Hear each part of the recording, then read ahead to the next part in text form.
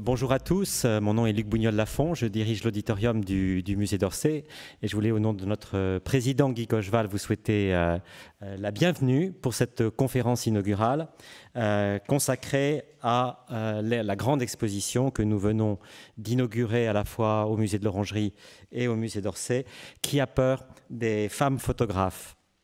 Je voulais vous présenter les personnes qui sont mes collègues, qui sont assis à mes côtés. Je voulais vous présenter d'abord Marie Robert, qui est conservateur photographie au musée d'Orsay. Thomas Galifot, qui est au bout, qui est également conservateur photographie au musée d'Orsay. Et au milieu de nos deux conservateurs, si j'ose dire, de la maison, Ulrich Pollmann, qui est conservateur, un grand spécialiste de la photographie, grand ami aussi du musée d'Orsay depuis de nombreuses années et qui dirige la collection photographique et conservateur de la photographie au Münchner Stadtmuseum, au musée d'État de Munich. Donc qui ont été, voilà, vous avez ici devant vous les trois commissaires de cette exposition, je devrais dire de cette double exposition, puisque, je le disais, elle est présentée en deux parties, de manière chronologique, donc avec une première partie qui va des origines de la photographie de 1839 à 1919 au musée de l'Orangerie. C'est Thomas Galifot qui en a été le commissaire, et puis Marie Robert a été, elle, commissaire de la deuxième partie de cette exposition qui elle, a lieu au 5e étage ici du musée d'Orsay et qui couvre la période donc, de 1918 à 1945. Alors ce qu'on va vous proposer, d'abord oui un petit mot pour vous dire que cette exposition donc, vient juste d'ouvrir et elle va être ouverte pendant maintenant 3 mois, qu'il y a toute une série de manifestations, de rencontres avec des femmes, avec de grandes figures de la photographie féminine. J'aperçois Christine Spengler qui rentre avec nous au moment où je parle des grandes figures de la photographie. Il y aura des conférences, des soirées pour les jeunes, enfin il y a toute une série de manifestations. Je ne vais pas en faire le catalogue, ce serait un petit peu fastidieux pour vous aujourd'hui, mais je vous invite vraiment à retirer, si vous ne l'avez déjà fait, ce dépliant qui vous indique toute la programmation des prochaines semaines, à la fois au musée de l'Orangerie et au musée d'Orsay. C'est une programmation, je crois, assez riche et assez prometteuse. Avant que nos deux commissaires nous emmènent au sein de l'exposition aujourd'hui et nous guident dans le parcours de cette exposition, je voudrais peut-être demander à celui, d'une certaine manière, qui fait le trait d'union entre ces deux parties, à Ulrich Pollmann, peut-être de nous dire quelques mots de présentation de cette exposition. Pourquoi faire une exposition sur les femmes photographes? Est-ce que ça a déjà été fait, d'ailleurs, ou est-ce un sujet original?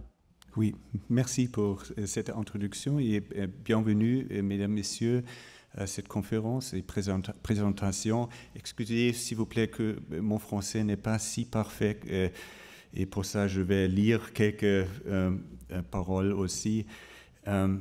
Alors, on doit se vérifier que cette exposition est vraiment la première exposition dans cette complexité en France qui est dévouée à l'histoire des femmes photographes jusqu'au début de la photographie de l'invention et à la fin de la Seconde Guerre mondiale.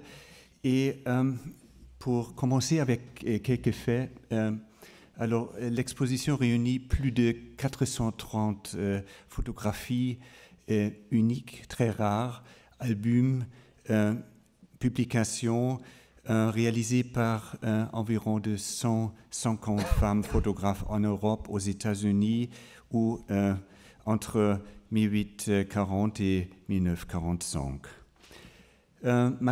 Malgré de ce cadrage, ce cadre chronologique, le parcours est moins organisé comme une anthologie ou une rétrospective anthologique que conçu selon les thèmes que j'aimerais vous présenter pas dans la suite, parce que c'est vraiment le travail des deux commissaires scientifiques qui nous devons aussi la conception de cette exposition. Moi, j'ai j'ai joint l'équipe avant 2 ans pour unir ces deux parties de l'expo. Et alors, ça que vous avez déjà probablement vu dans l'expo est vraiment le fruit des recherches et des découvertes pendant les dernières années. Et encore une fois, un très grand merci pour vous deux de faire ce travail énorme et qui vraiment a renouvelé aussi toutes les études sur ces thèmes. On doit se vérifier que jusque dans les années 1970, les contributions extraordinaires des femmes photographes à l'histoire de ce médium étaient plus ou moins ignorées par les historiographes qui considéraient en effet que l'exercice du métier de photographe était surtout une affaire d'hommes. Quand on lit aux histoires de Helmut Gernsheim ou de Josef Maria Eder ou de Baumann-Juchel, on trouve peu de traces sur l'histoire des femmes photographes, et c'est le mérite de Naomi Rosenblum vraiment de développer et d'écrire la première histoire des femmes photographes avant plus de 2 décennies.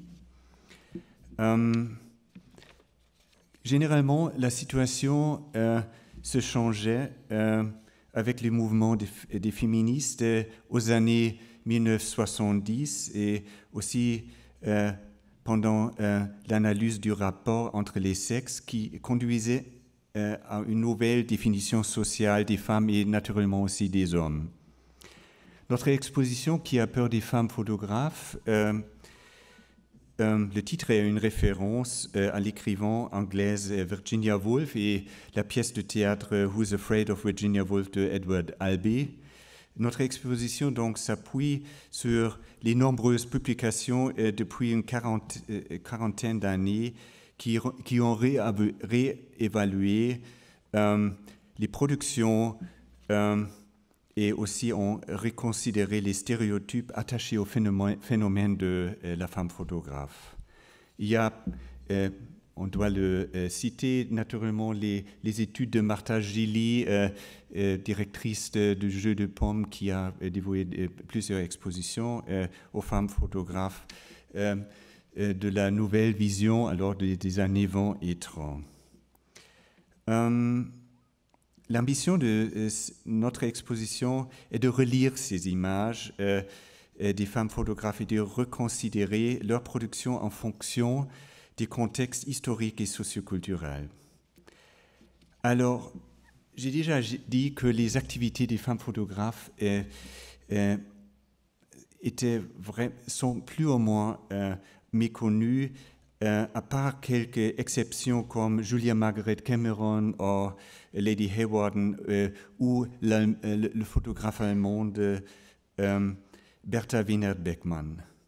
Souvent, leurs archives ont disparu, n'ont pas été conservés ou sont encore à explorer. Je voudrais vous donner un exemple de le photographe femme Franziska Möllinger, une Allemande de Speyer qui vivait en Suisse et qui en 1844 et 1845 avait réalisé un portfolio d'estampes exécutées d'après des daguerréotypes. Elle voulait publier plus de 150 planches, non 120 planches, mais seulement 15 sont connues d'aujourd'hui. Le seul daguerréotype de Möllinger ayant survécu se trouve aujourd'hui au musée historique du château de Thun, et alors en Suisse. Et ces daguerréotypes sont alors unis comme lithographes dans un album intitulé « Vues daguerréotypées des principales villes et des plus belles régions de la Suisse ». Mais ils sont disparus et on n'a pas encore trouvé. Il y a des autres noms comme Ida Pfeiffer, un écrivain autrichienne qui possédait aussi un équipement de daguerréotype, et aussi ces photographies sont tombées dans l'oubli. Dans la littérature du XIXe siècle, les femmes sont plus ou moins seulement mentionnées, dans les meilleurs des cas, comme assistantes. Depuis les années 1850, l'industrie du papier albuminé et aussi les studios de développement employaient le plus souvent des jeunes femmes, car celles-ci constituent une main-d'œuvre bon marché. Alors, quand vous visitez l'exposition au musée de l'Orangerie et ici au musée d'Orsay, vous voyez vraiment une richesse de la production photographique des femmes photographes qui était jusqu'à ces jours plus ou moins inconnue. Naturellement, cette exposition contient aussi des chefs-d'œuvre, mais aussi beaucoup de photographies presque inconnues ou jamais présentées dans l'exposition. Il y a des vraies découvertes, mais ça je laisse mes deux collègues. Et il me reste de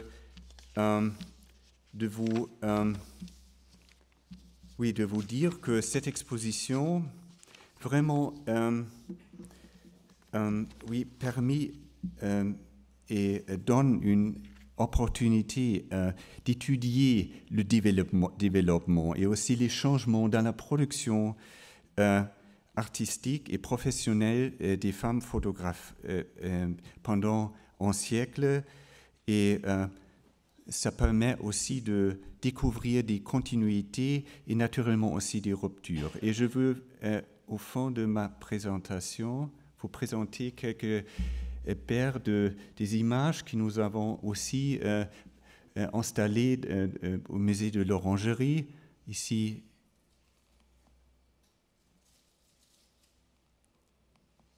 ils sont juxtaposés, alors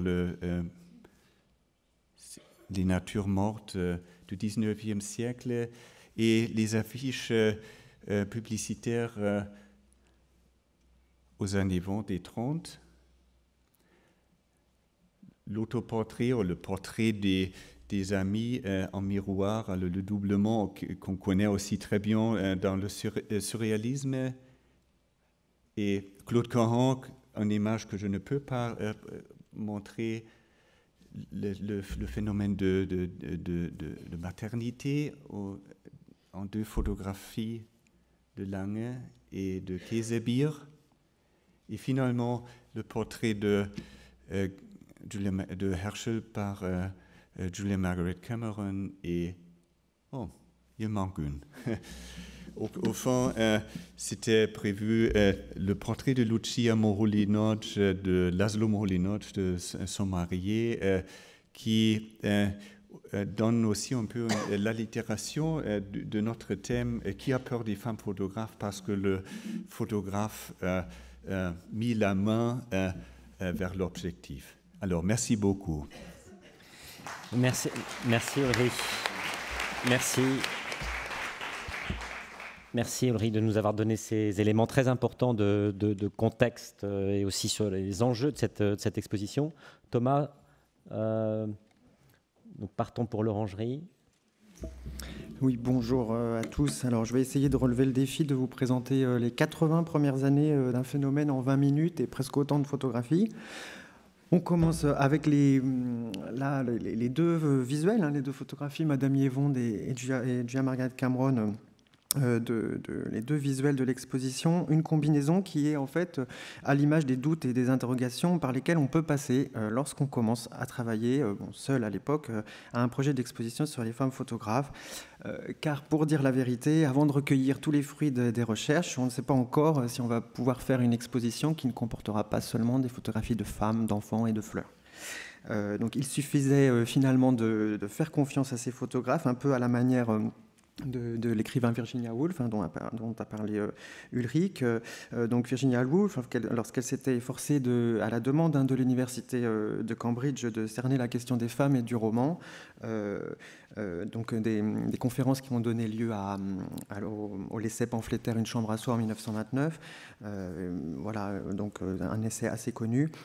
En fait, si vous faites l'expérience de remplacer le mot roman par le mot photographie, vous avez un petit peu l'idée de ce qui peut encore passer 80 ans plus tard dans la tête de quelqu'un qui doit traiter un sujet un petit peu similaire. Mais ce serait très immodeste de citer ces passages, évidemment. Donc, je préfère citer les propos du photographe et critique français Robert Demachy, paru dans son compte-rendu de la première exposition de femmes photographes en France, il y a 115 ans, présenté en 1901 au Photoclub de Paris, qui rassemblait environ 150 photographies de femmes américaines, et dont la commissaire, on peut quand même l'appeler comme ça, commissaire qui est présentée par ses photographies dans l'exposition à l'Orangerie, Frances Benjamin Johnson. Alors, les mots sont, et qui accueille le visiteur à l'exposition de l'Orangerie. Cette exposition n'a pas grand caractère féminin. Ici, nous ne pouvions nous attendre à un dessin différent de celui du sexe anguleux, l'objectif banal étant du genre neutre. Alors, ce concept est très d'actualité depuis cette semaine dans la presse. Mais nous croyons y trouver quelques caractères spéciaux. Il n'en a rien été, et ce n'est pas pour nous déplaire. Alors, comme disait Ulrich, la première partie à l'Orangerie est donc la première exposition en France qui aborde les 80 premières années du phénomène des femmes photographes. C'est aussi la première occasion d'une étude d'ampleur sur les femmes photographes françaises des 19e et 20e siècles. Et c'est vraiment avec plaisir qu'on peut les faire accéder en 2015 au CIMES aux côtés des plus éminentes représentantes de la sphère anglo-saxonne, américaine et britannique, enfin plutôt britannique au milieu du 19e siècle et américaine au tournant des 19e, 20e siècle, sphère anglo-saxonne où la pratique féminine aura atteint un degré d'accomplissement et une variété vraiment incomparable au monde à l'époque. La présentation regroupe 75 femmes connues de leur vivant, reconnues dans les histoires de la photographie, d'autres oubliées et d'autres inconnues.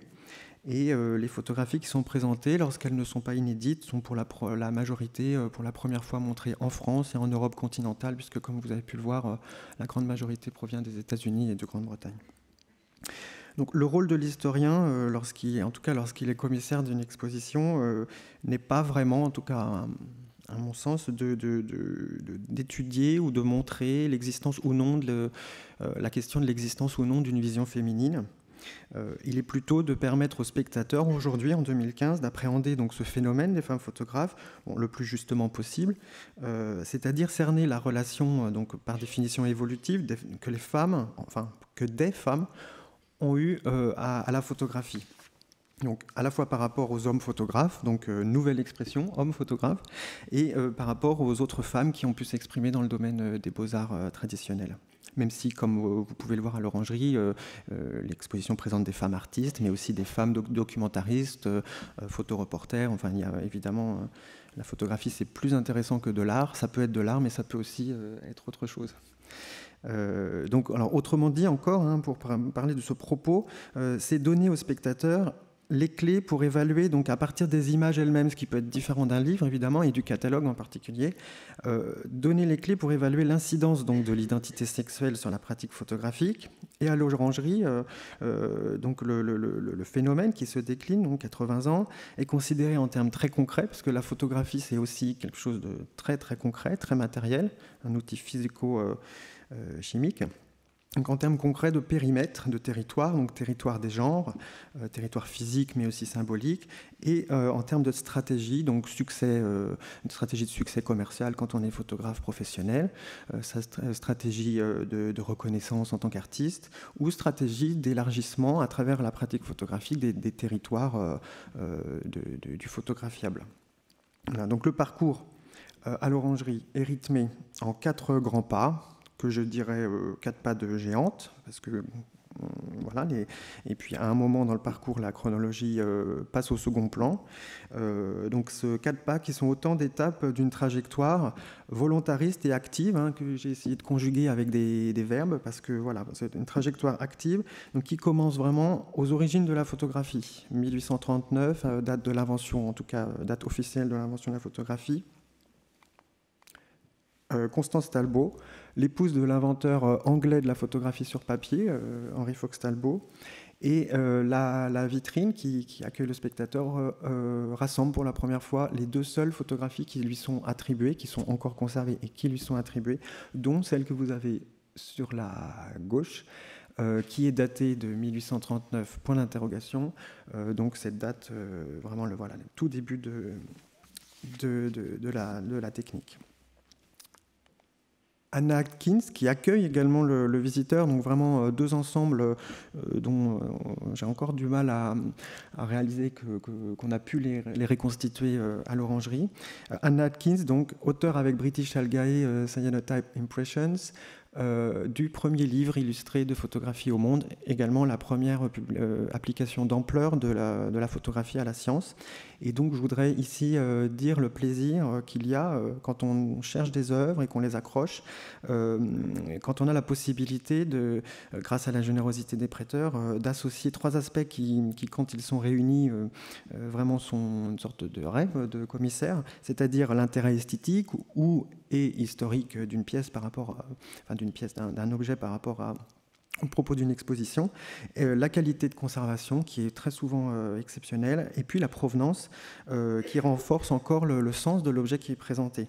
Ici, on a pu réunir, donc, pour le premier livre illustré de photographie, donc, qui est paru sur 10 ans, mais qui a commencé à apparaître en 1843, publication par fascicule au XIXe siècle.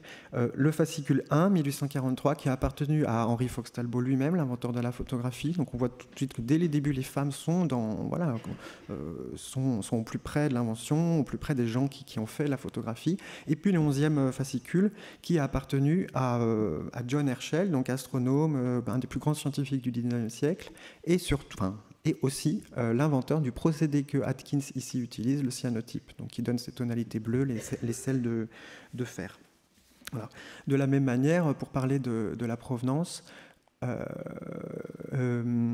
donc pour évoquer dans cette première salle à l'Orangerie, disons, le rôle de la famille royale britannique dont l'enthousiasme en fait pour la nouvelle technique était notoire, ce rôle dans la naissance d'un phénomène amateur chez les dames de la haute société victorienne, les pièces qui permettent d'évoquer ça sont prêtées par la reine Elisabeth II.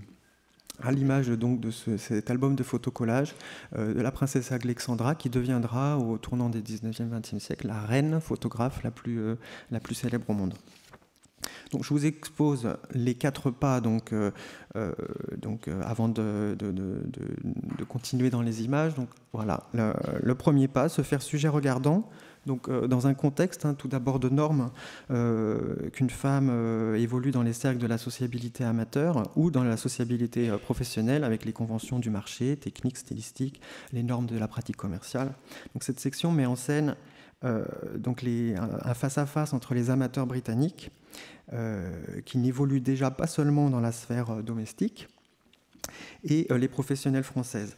Donc elles sont souvent les premières membres féminins aussi des toutes jeunes sociétés de photographie de leur pays. Donc vous avez ici par exemple Marie Dillwyn, donc cousine par alliance de Talbot lui-même, vraiment le cercle gallois de la photographie sur papier, et c'est vraiment l'une des toutes premières femmes à avoir pratiqué le procédé de Talbot négatif-positif sur papier. Donc une scène de pique-nique avec vraiment le charme de l'instantané, en plein air évidemment pour des raisons de temps de pause. Lady Jocelyn, donc aristocrate qui vivait à la cour de la reine Victoria, et voilà, évidemment le territoire domestique aussi, mais rehaussé au rang d'art. Jocelyn sera notamment récompensée pour cette photographie, notamment parce que la vue d'intérieur à l'époque, encore en 1965, représente un défi technique, et donc voilà. Voilà, les photographes françaises, donc Amélie Guillot-Saguès qui est, avec une autre photographe qui est dans l'exposition, Madame Gélo Sandoz, les premières daguerreotypistes dont les noms apparaissent dans les annuaires commerciaux en France, 1844, mais qui est aussi la première, c'est beaucoup le jeu des premières, mais c'est aussi le rôle de cette exposition, la première, en tout cas connue aujourd'hui, praticienne française de la photographie sur papier, donc le procédé anglais. Les professionnels, c'est aussi des femmes comme Madame Disdéry, qui est un cas unique dans l'histoire de la photographie, de femmes photographes, qui a un atelier à son nom, tout en étant mariée à un photographe professionnel, en l'occurrence l'un des plus célèbres d'Europe à l'époque. Et donc en plus, une vue urbaine, des sujets qui sont beaucoup moins accessibles, y compris à des femmes photographes à l'époque. Et puis, cette section finit aussi en mettant en parallèle les premières femmes membres de sociétés photographiques, avec l'une des premières membres féminins de la Société française de photographie, Madame Breton. Voilà.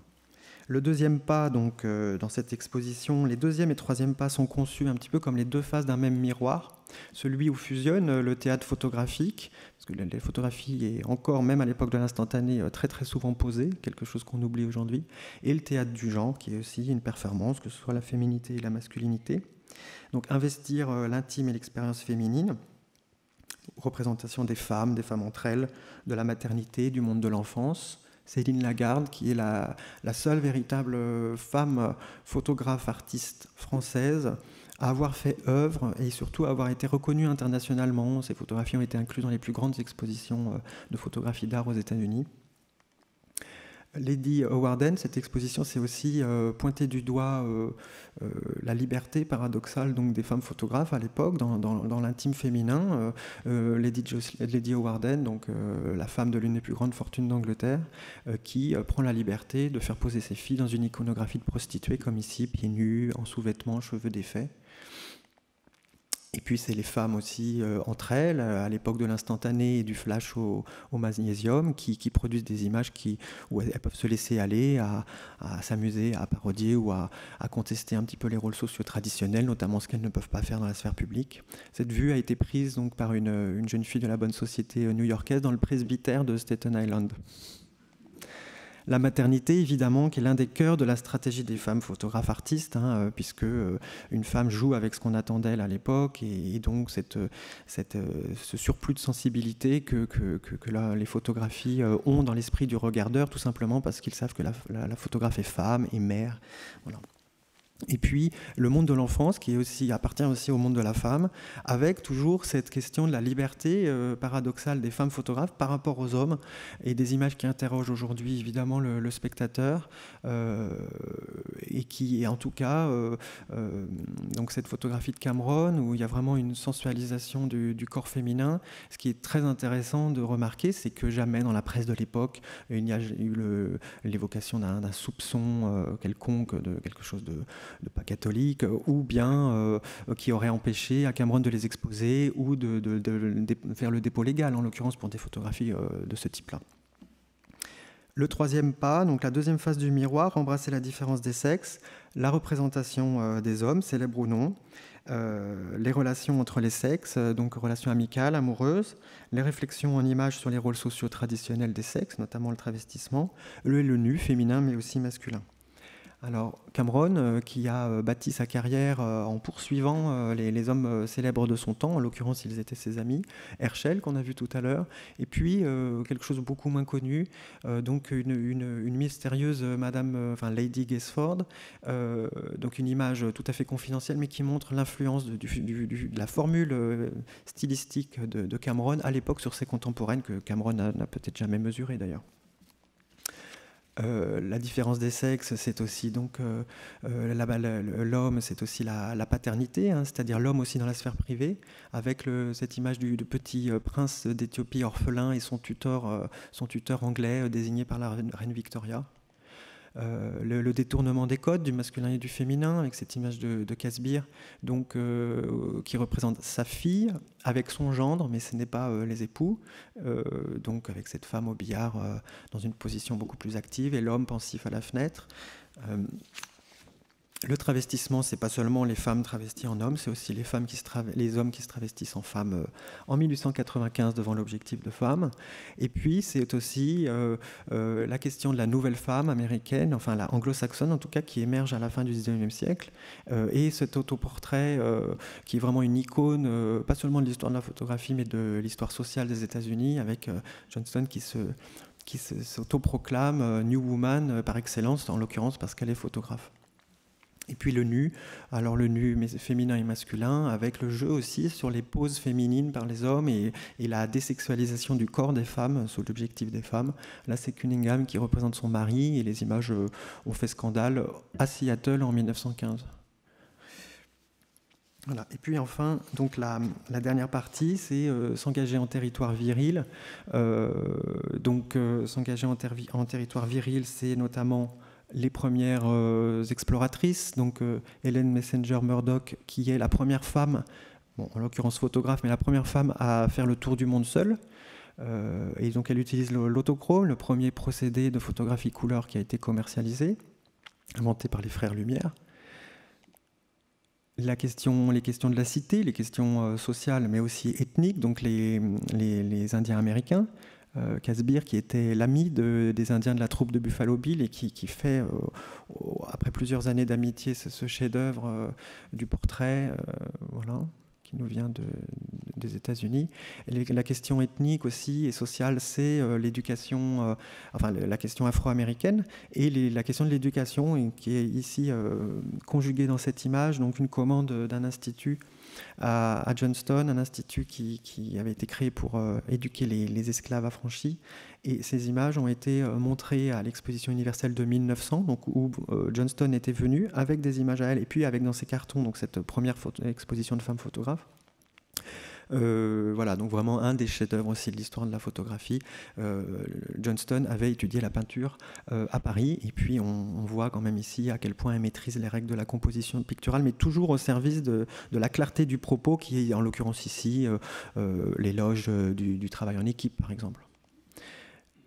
Pionnière du photojournalisme, Johnston, qui est vraiment la première, et puis Jessie Tarbox-Bill également, qui est la première photographe employée par un journal, alors que Johnston travaillait pour des agences de presse, mais de manière plus indépendante.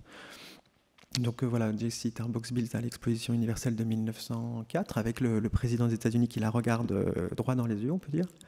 Et puis déjà la célébration de l'architecture industrielle, mais avec des outils artistiques et une ambition artistique. Edith Hastings Tracy, une photographe pictorialiste de New York, qui décide en 1913 d'aller suivre la construction du canal de Panama, et puis elle en fera une exposition et un livre.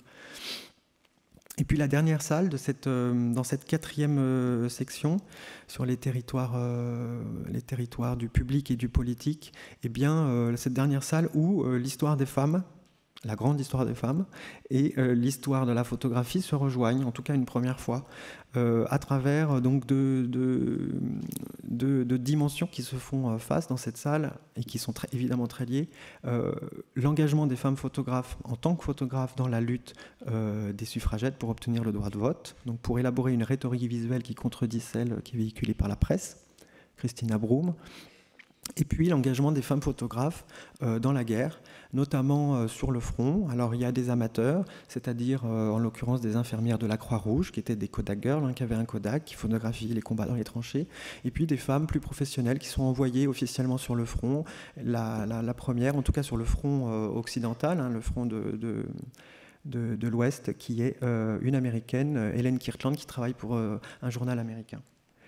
Et puis, donc, cette conclusion de la première partie, c'est donc toujours cet engagement avec cette commande faite à Olivier Dys par l'Imperial War Museum, qui est déjà créé avant la fin de la Première Guerre mondiale, et qui, donc, un comité de femmes, de suffragettes, qui envoie Olivier Dys photographier, en tout cas archiver et mettre en lumière le rôle des femmes dans l'effort de guerre. Et on sait que c'est la reconnaissance de l'effort de guerre des femmes qui leur fera obtenir, en tout cas en Grande-Bretagne, pour les plus de 30 ans, le droit de vote en 1918.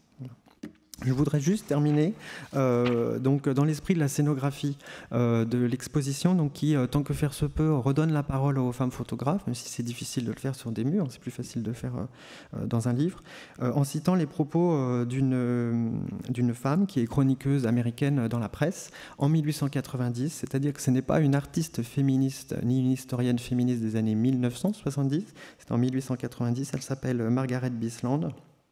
Et je cite, « Les femmes, avec leurs appareils photographiques, outrepassent toutes les traditions et se placent à égalité avec les hommes dans le nouvel art qu'elles pratiquent maintenant avec tant de passion. C'est comme si pendant 6000 ans, la femme avait nourri un talent latent.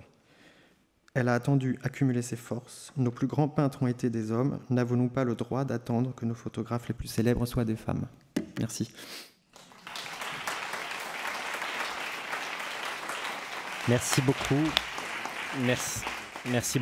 Merci beaucoup Thomas pour cette présentation de l'exposition de l'Orangerie. Et maintenant, je donne la parole à Marie Robert pour la présentation de l'exposition du musée d'Orsay. Voilà, être femme photographe après la Grande Guerre, c'est poursuivre l'investissement de nouveaux genres et de nouveaux champs. C'est contribuer à l'émergence de la photographie moderne et prendre part à l'effervescence créative des principaux foyers culturels en Europe, en Russie, aux États-Unis et même en Amérique centrale, en expérimentant, souvent en pionnière, procédés en couleur, macrophotographie, solarisation, photogrammes, dessins lumineux, surimpression ou encore photomontage et photocollage. Et c'est ainsi forgé le répertoire stylistique et théorique de la modernité. C'est participer aussi pleinement donc au mouvement des avant-gardes de la photographie de l'époque, au surréalisme, à la nouvelle objectivité, à la straight photography ou encore à la nouvelle vision. C'est pour certaines femmes, comme par exemple Lee Miller, Tina Modotti ou Ella Maillard, passer derrière l'objectif après en avoir été la cible. C'est aussi prendre place sur la scène de la théorie et écrire l'histoire de la photographie. Être femme photographe après la Première Guerre mondiale, c'est participer activement à l'institutionnalisation du champ, en organisant des expositions, en créant des écoles, en dirigeant des studios commerciaux ou des agences de diffusion. Photographier pour les femmes est désormais un métier aux multiples facettes et applications.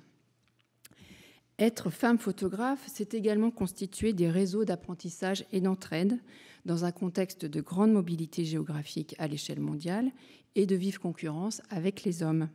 Car le partage des espaces, des titres, des statuts provoque des inquiétudes et parfois des conflits.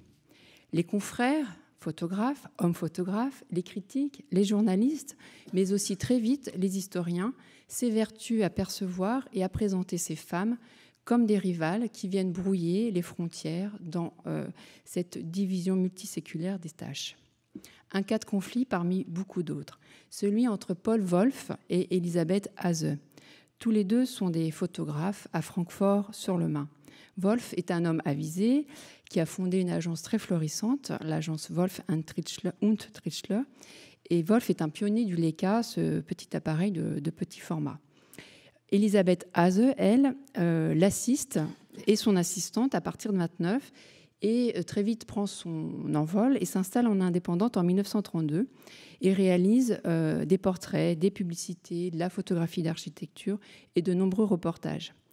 Elisabeth Haase explore aussi très vite et très tôt la couleur et produit une série inouïe d'autoportraits privés que l'on peut voir dans l'exposition. Mais Wolf ne supporte évidemment pas que cette jeune élève se transforme en concurrente et lui adresse de très nombreuses lettres agressives et désagréables. Haase ne s'en laisse pas compter. Elle lui répond fort intelligemment, défendant son travail et son autonomie.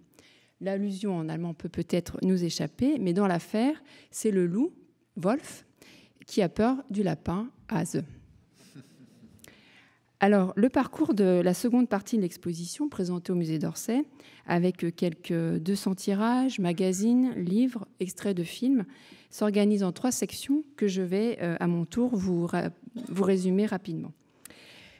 Si les femmes photographes continuent à aborder les genres traditionnels qui étaient les leurs au XIXe siècle, comme le portrait, comme la nature morte ou le théâtre de l'intime, catégories dans lesquelles ces femmes ont été longtemps cantonnées parce qu'elles requièrent patience, contact avec les modèles ou parce qu'elles se pratiquent dans l'espace clos du domicile ou du studio, eh bien, ces artistes, on peut le voir, en détournent désormais explicitement les codes de représentation.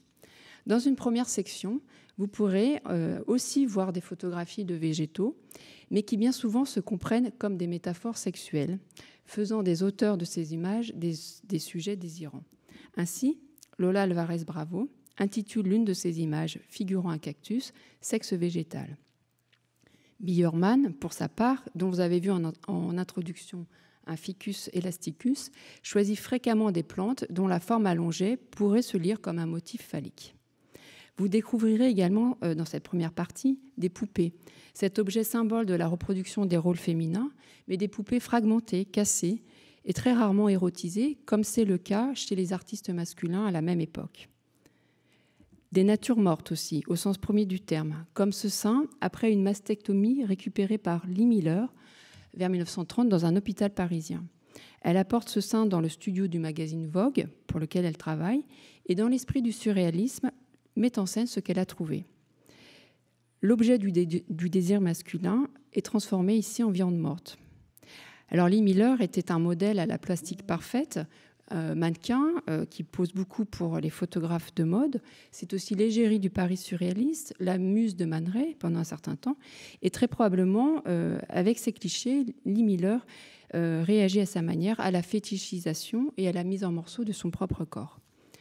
Vous trouverez aussi des portraits d'hommes illustres ou anonymes, mais fréquemment dédoublés, déformés, altérés, grotesques, bref, malmenés.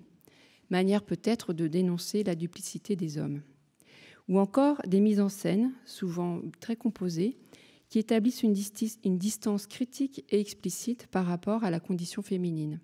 Ces images expriment souvent sans détour la violence des rapports entre les sexes et le carcan du couple. Ainsi, Karl Valentin, sur la droite, est un comique qui se produit dans les cabarets berlinois et qui connaît un grand succès à l'époque en Allemagne. Généralement, il incarne un employé qui se venge de son supérieur en le ridiculisant. Ce rôle ingrat du supérieur est réservé à son acolyte, Liesl Karstadt, la femme représentée sur la gauche de cette image. Lotte Jacobi, la photographe, montre ici une réalité simple et cruelle. De ce duo de comédiens, Karl Valentin est la star et Liesl Karstadt tient la place de faire-valoir. En laissant cette dernière dans le flou de l'arrière-plan et en tronquant son visage, eh bien, la photographe souligne le déséquilibre quasi universel des rapports hommes-femmes. Cette domination masculine est figurée de façon évidente par le geste de Karl, qui par un jeu d'optique semble s'appuyer sur la tête de Liesl.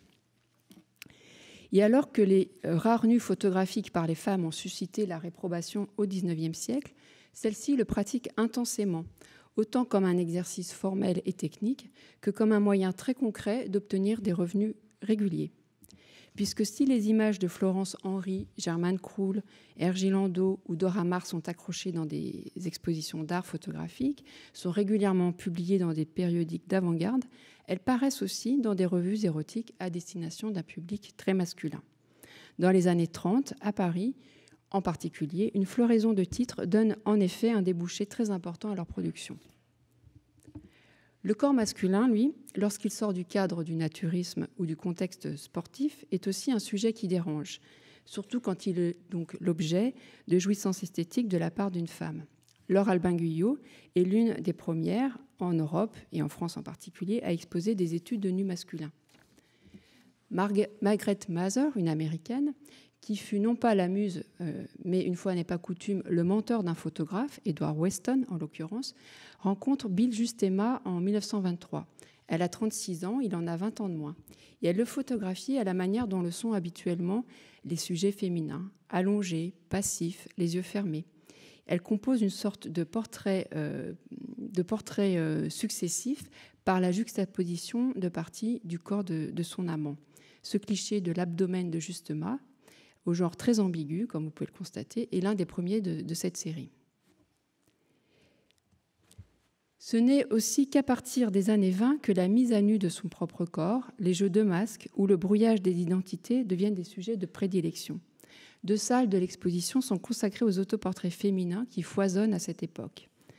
Dans ceux-ci, le miroir ou l'objectif ne sont pas seulement des curiosités optiques, comme chez les hommes, mais aussi des moyens évidents d'introspection, d'interrogation identitaire et sexuelle, de mise à distance des assignations sociales quant au rôle traditionnel de la femme, celui de la fille, de l'épouse ou de la mère. Dans cette image, par exemple, Florence Henry s'inscrit à l'intérieur d'un cadre dressé verticalement derrière 2 boules métalliques, les cheveux courts et le buste androgyne, mais aussi le visage fardé. Elle fait évidemment très clairement allusion aux attributs de la virilité. Les nombreux autoportraits dans lesquels les femmes font figurer l'appareil photographique ou le dispositif de l'atelier apparaissent comme des cartes de visite. Elles soulignent avec ces images leur statut professionnel et leurs compétences techniques. tel Ilse Bing ici, avec son Leica, ce petit appareil portable qui apparaît dans les années 20 et qui est surnommé par le photographe français Emmanuel Souget la reine du Leica, car c'est l'une des premières à choisir cet appareil novateur de toute petite dimension. Telle Madame Yevonde, pionnière de la couleur, une Anglaise, qui se montre ici entourée des produits et des objets de l'atelier et qui fait surmonter donc son portrait par un portrait en couleur qu'elle a réalisé elle-même de Hécate, cette déesse de la nuit, des mondes souterrains et de la magie noire. Cet autoportrait est un magnifique support d'autopromotion à la gloire de son travail, qu'elle met aussi en valeur à la même époque dans une autobiographie qu'elle publie. Dans leurs autoportraits, finalement, ces femmes construisent une nouvelle image d'elles-mêmes. Ils ne sont pas le simple pendant des autoportraits masculins, puisque dans une posture de maîtrise et faisant de l'appareil le prolongement de la vision, ces femmes se font en effet sujet regardant et transgressant ainsi des siècles d'iconographie stéréotypée. Enfin, troisième temps, l'exposition. S'étant emparées à pleine main de leur corps, de leur sexe, de leur genre et de leur appareil photographique, les femmes conquièrent en masse, dans l'entre-deux-guerres, les territoires de l'universel masculin et entrent très clairement en rivalité avec les hommes dans tous les marchés émergents de l'image, la publicité, la mode, le sport, la science, le reportage. Grâce en effet au développement de la presse illustrée, la mode et la publicité en particulier leur offrent des débouchés professionnels et les moyens financiers de leur autonomie. Les centaines de publications en images accueillent leurs expériences graphiques dans un domaine où tout est à inventer. Grete Stern et Helen Rosenberg, par exemple, ouvrent ensemble à Berlin un studio de publicité, de mode et de portrait qu'elles nomment Ringel und Pint, d'après leur surnom d'enfance. Elles vont signer ainsi toutes leurs images sans distinction d'auteur.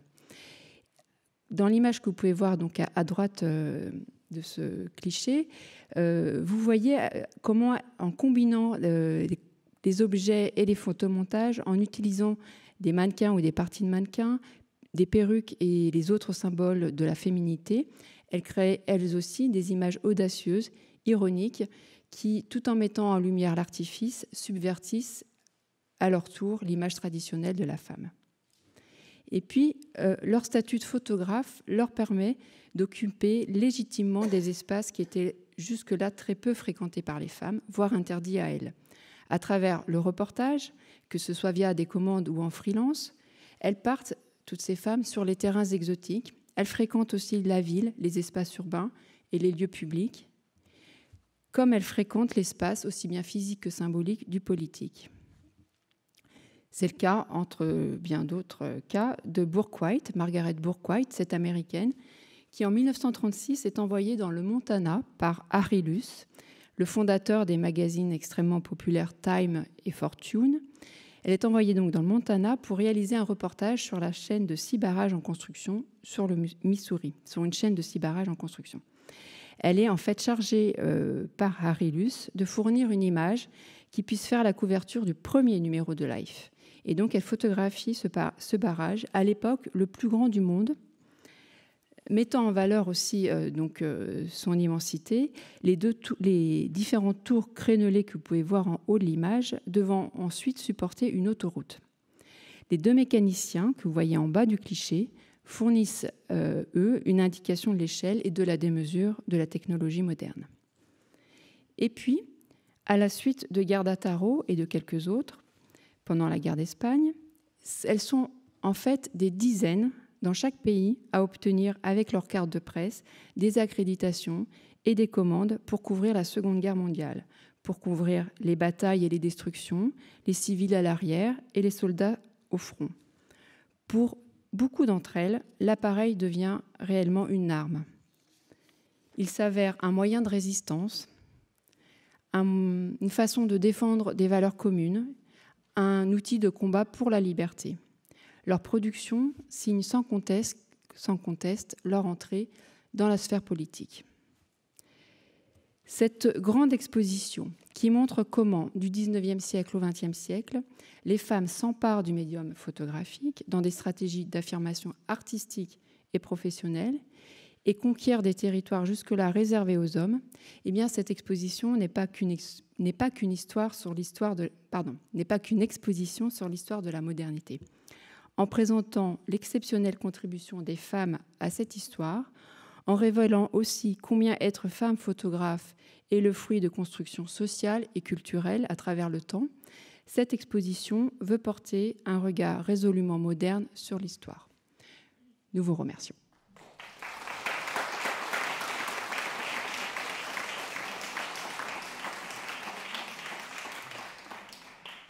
Merci beaucoup, vous avez magnifiquement tenu dans les temps et surtout vous nous avez permis de faire un voyage comme ça dans la grande aventure des femmes et de la photographie en 40 minutes. Voilà, je crois que ça donnera envie à tout le monde de retourner, d'aller voir l'exposition ou de retourner la voir maintenant. Merci beaucoup.